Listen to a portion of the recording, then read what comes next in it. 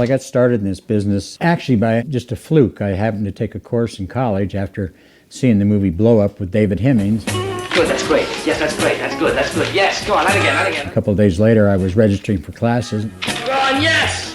Yes! Yes! Probably the best thing that ever happened to me was meeting the professor, Dick Fleming, who had been a photographer for the Sacramento Bee for a number of years, and we struck up a friendship. And one day told me, he said, there's a big anti-war demonstration, and Dick said, you got some nice pictures here, you should offer them up to UPI. They bought one picture from me for $25, and that was basically it. I can make money by going and having a good day of shooting pictures of something I enjoyed covering. This is the way I want to make a living. I heard that there was an opening in Hawaii through another photographer at the Honolulu Star Bulletin. So I packed everything I owned in 2 foot lockers and my camera bag, got on an airliner, which was the first time I'd ever been on an airliner, flew to a place that I'd never been before. I took my chances on a big jet plane. Never let them tell you that they're all the same. As I came in one day to the city room and I saw this beautiful young lady sitting across the room, and I asked the assignment editor, "Who's that over there?" He said, "Oh, that's the new reporter. Do you want to meet her?" And I said, "Yeah." I first met Ron in the city room of the Star Bulletin on my first day at the job.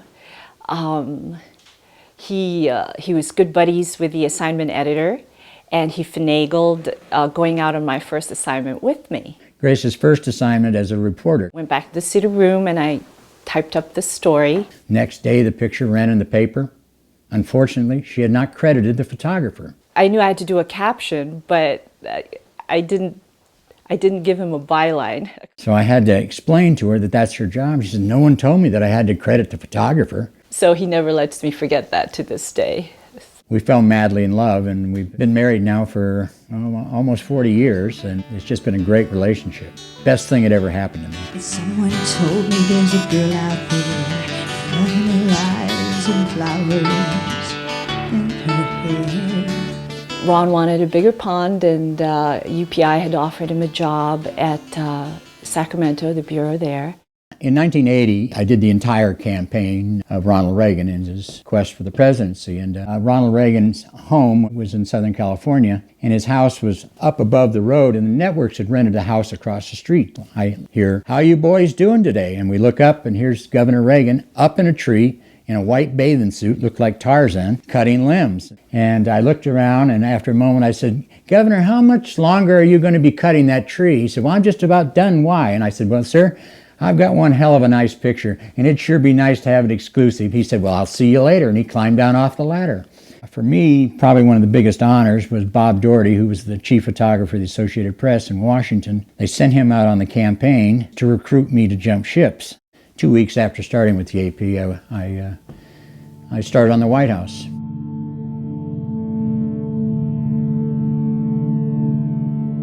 We got to the hotel, and I actually positioned myself right at the driver's side door of the car. He came out, and as he started to raise his hand, I heard the first pop.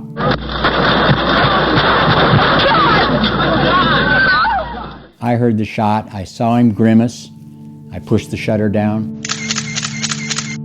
Now, I'd like to tell you I kept shooting through this hail of gunfire, but quite honestly, the 6 shots are in something like 1.6, 1.9 seconds. There are actually only 3 frames that have the president. The other 3 frames and frames after that, he's out of the sight of it.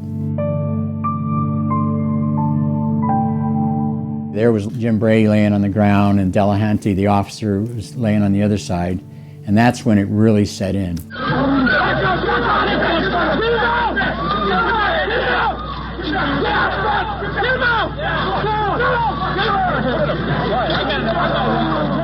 When you're with the president, if he's in the public, you never take your eyes off. The whole way back to the White House, I thought I was in trouble. I can hear Hal Buell saying now, "I can't believe you didn't get the man that shot the president." And my phone rang, and it was Toby Massey on the other end, and Toby said to me, he said, "You nailed it, kid. You've nailed it." One of the nice things is when I won the Pulitzer Prize, the president invited me into the Oval Office for a little chat, and he said, "I think now, to do this one over again, I think I'm going to have a stand-in to it." And he was actually very humorous about it. Said maybe should have ducked a little sooner, and a couple things like that. Ron was the hardest working guy at the AP. When I came to work at the AP, he was the mold. Everybody followed how hard Ron worked. He's obviously followed presidents for centuries, you know. No, I'm kidding. Ron's obviously been around and seen all the presidents come and go. He's learned their personalities. He's watched the administrations grow and some of them fall. And he's always been here to record that. Ron is one of my favorites, and I love photography.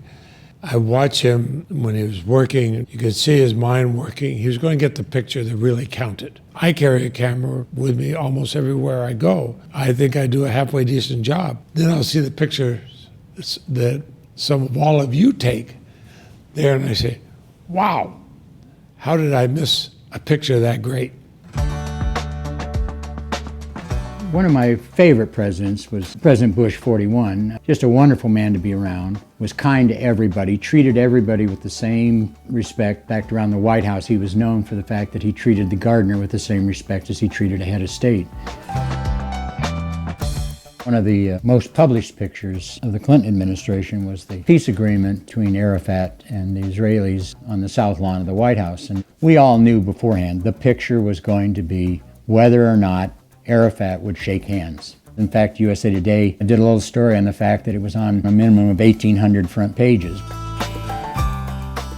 One of my favorite pictures of George W. Bush is him with his dog standing out on the south lawn, telling the dog to head to the White House, and the dog looked up at him like, I don't care whether you're the President of the United States, I don't feel like going. And that to me brought out a little humor in what goes on around the White House.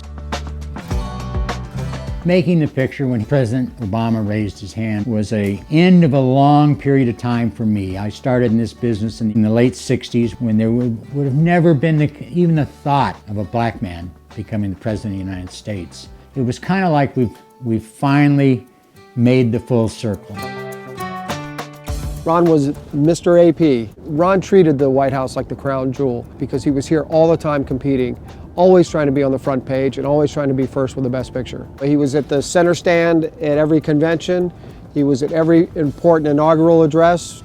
Digital changed the whole game. One of the biggest jumps came when President Bush 41's inauguration, Nikon had a new experimental camera. Here's the big picture of the inauguration, and I'm shooting with this experimental camera. We beat everybody on the wire 30 minutes with the first picture. The cord, as I called it, became attached to you, and you lost some of the freedom that you used to have in the old days because everything was attached to a cord that fed these images immediately back to editors and immediately onto the newspapers. Well, now that I'm retired, it's given me a little more time to do one of my big hobbies. I've been a car fan my whole life, and I'm restoring a 1970 Corvette.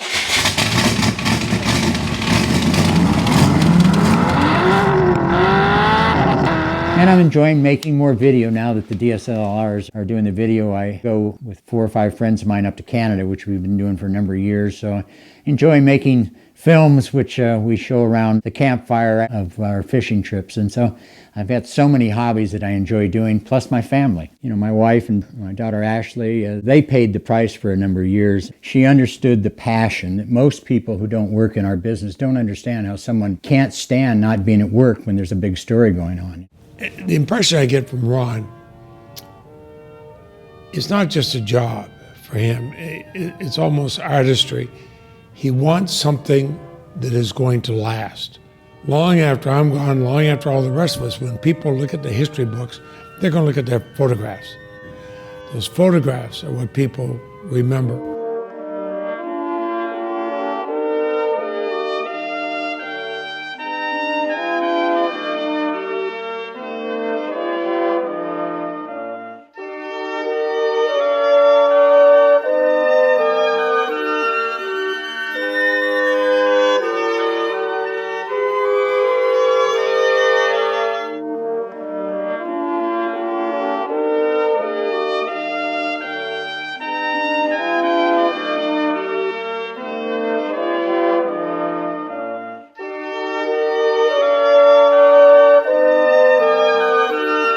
Well, it's really been an honor and a privilege for me to have spent this amount of time doing what I love doing. You know, it gave me the opportunity to work for the Associated Press and for them to allow me to be the eyes of millions of readers around the world. And I've always felt very privileged at that, and I'm very honored.